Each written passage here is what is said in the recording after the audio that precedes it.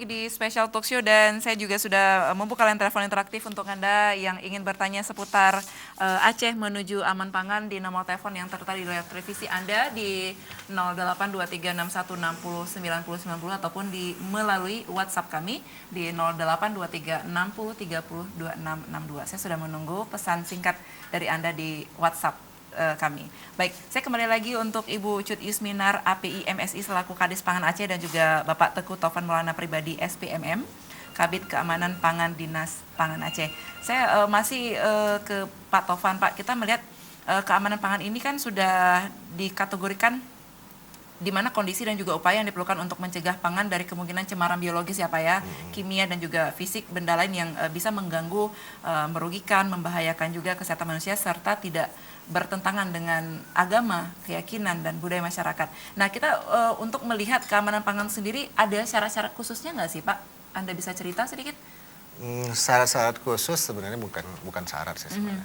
Jadi gini, kita sedang melakukan beberapa program. Yang kita lakukan yang pertama adalah tentang sosialisasi di di daerah-daerah tentang apa itu keamanan pangan sebenarnya. Terus dengan melakukan informasi lewat media cetak, media elektronik itu juga kita lakukan. Tapi selama ini sepertinya itu masih kurang. Jadi kita akan melakukan pendekatan yang paling bagus itu adalah pendekatan kalau di daerah-daerah atau di kabupaten atau di desa-desa itu melalui imam masjid.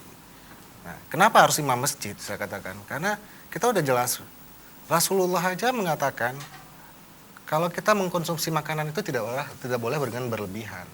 Nah, di situ kita juga diatur bagaimana kita melakukan mengkonsumsi makanan itu.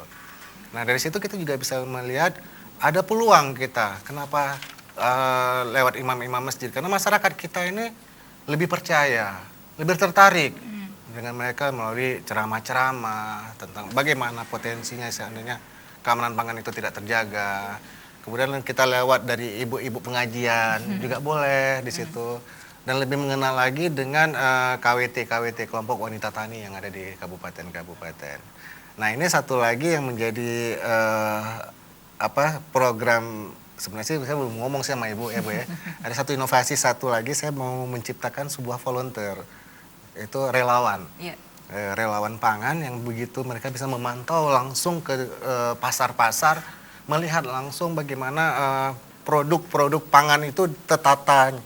Jadi kalau mereka katakan ini nggak benar, kalau kita yang datang kadang-kadang dimarahin kita sama pedagang-pedagang kan. Tapi kalau volunteer yang datang, relawan-relawan, nah itu menciptakan suasana yang berbeda.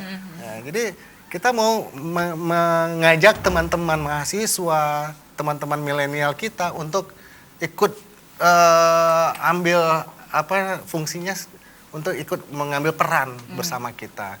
Kita akan membuka atau membuat sebuah apakah itu seperti relawan pangan sehat atau relawan pangan segar atau apalah namanya yang bisa kita bentuk. Apa rencana tersebut bisa dikatakan efektif begitu Pak? Saya pikir melihat peran milenial sekarang itu lebih cenderung kita efektifkan anak muda. Anak muda itu lebih vokal untuk ke depan untuk hal yang positif ya saya katakan. Iya. Mereka lebih vokal dan mereka mungkin lebih tertarik dengan hal-hal seperti itu. Kita lihat contoh tentang kebersihan.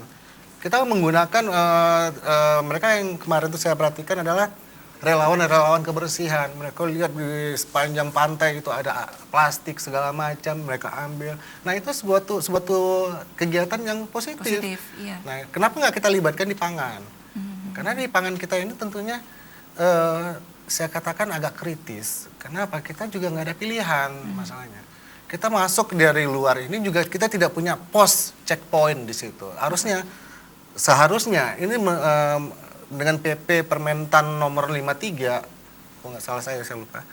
Yang 53 itu tahun 2020 bahan pangan itu harus bersertifikasi. Baik. Nah di situ kita harus ada pos checkpoint di perbatasan untuk mengawasi pangan-pangan yang masuk. Iya.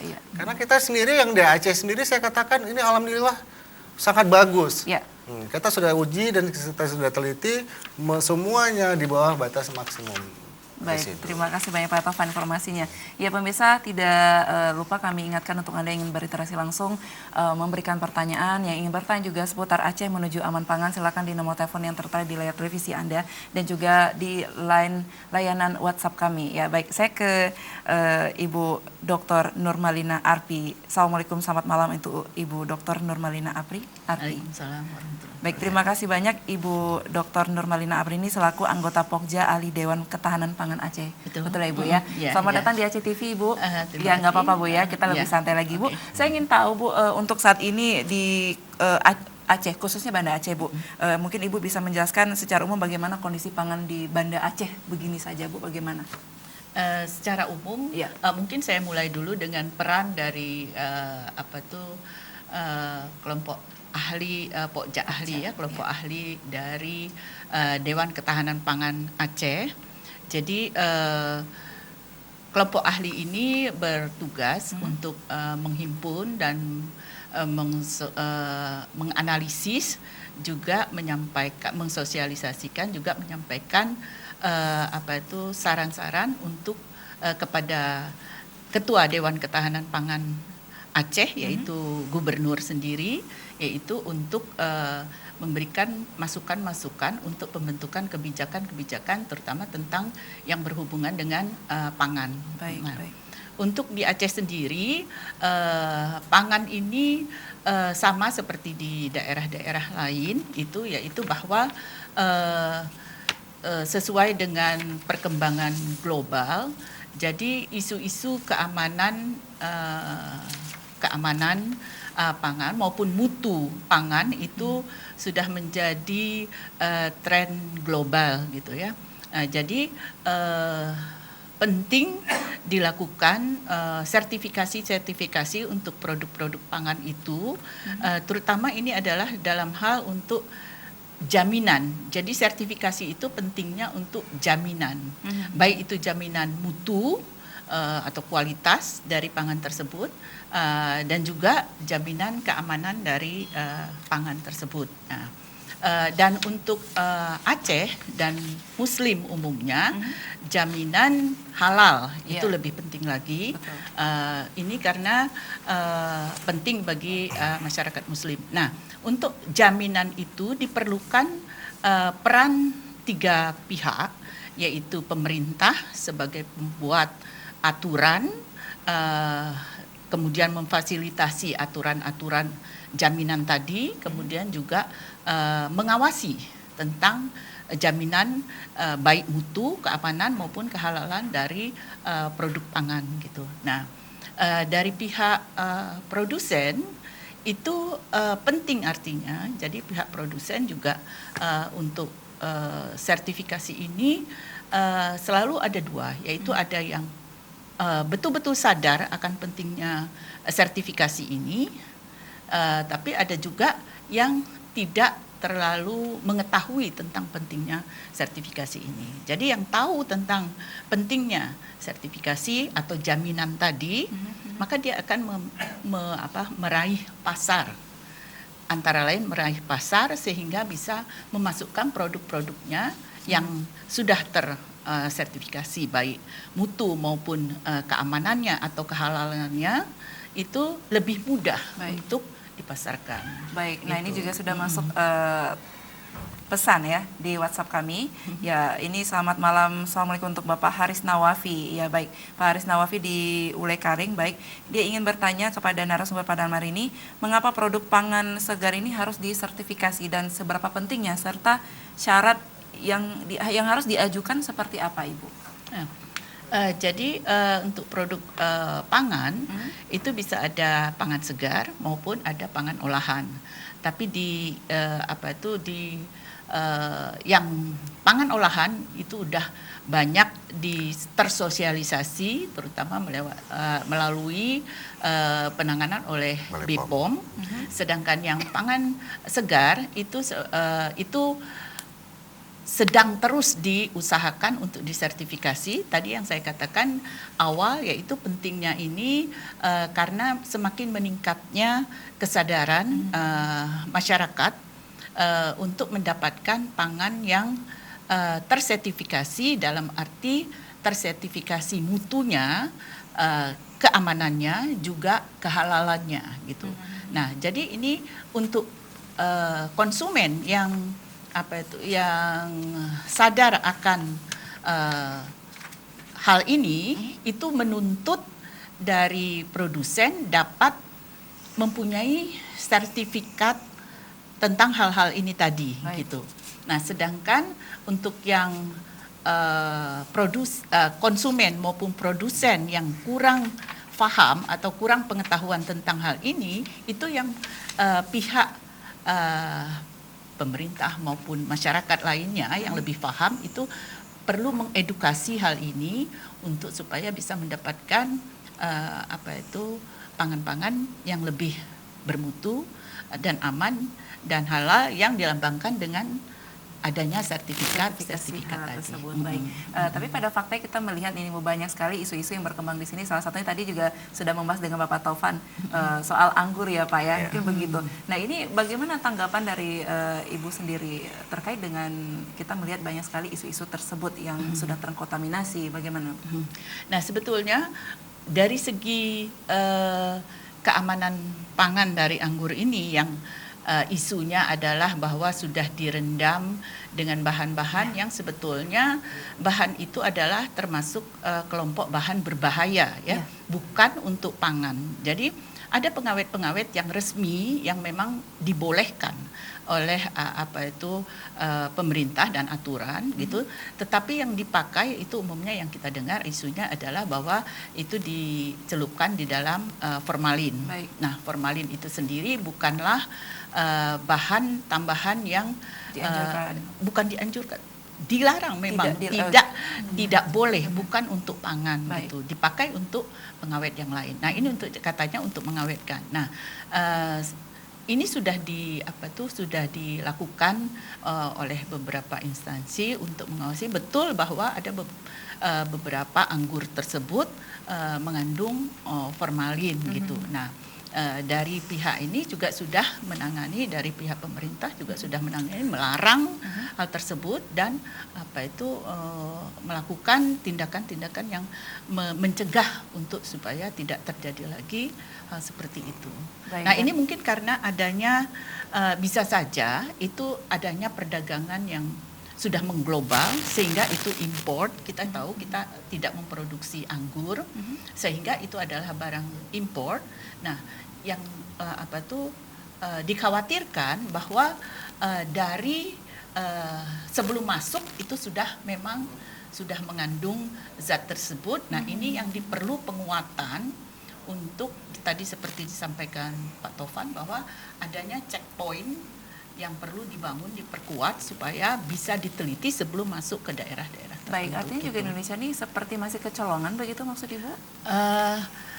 Bisa saja kalau kalau pada waktu pemasukannya belum dilakukan pengawasan. Baik. Tetapi bisa juga itu masuk secara ilegal kalau misalnya gitu.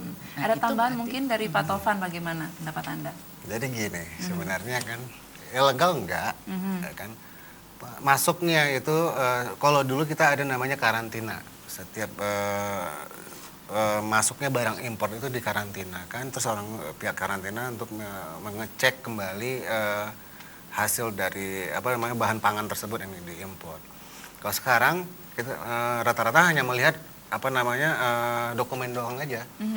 Nah, setelah lihat dokumen memang benar pada saat dia masuk itu mereka sudah dilakukan QC, quality control dan bebas terhadap residu yang bisa beredar di Indonesia. Tetapi kan mereka tidak menjamin itu akan habis dalam waktu 1 bulan gitu. Nah ini ada terjadinya oknum-oknum yang membuat suasana jadi nggak nyaman. Artinya bahan pangan yang masuknya legal akhirnya jadi nggak legal. Pada saat dia nggak habis itu sudah dilihat sama beberapa oknum-oknum untuk dibeli, kemudian diramu apakah dengan formalin atau dengan bahan pengawet yang lain, sehingga itu menjadi tujuannya udah berbeda. Seharusnya itu di bumi hanguskan ya Bu ya, nggak usah diedarkan lagi gitu. Oh ya, tadi saya mau jawab tentang Pak Haris. Ya. Jadi Pak Haris itu ada di kita tuh di Bawaslu KP.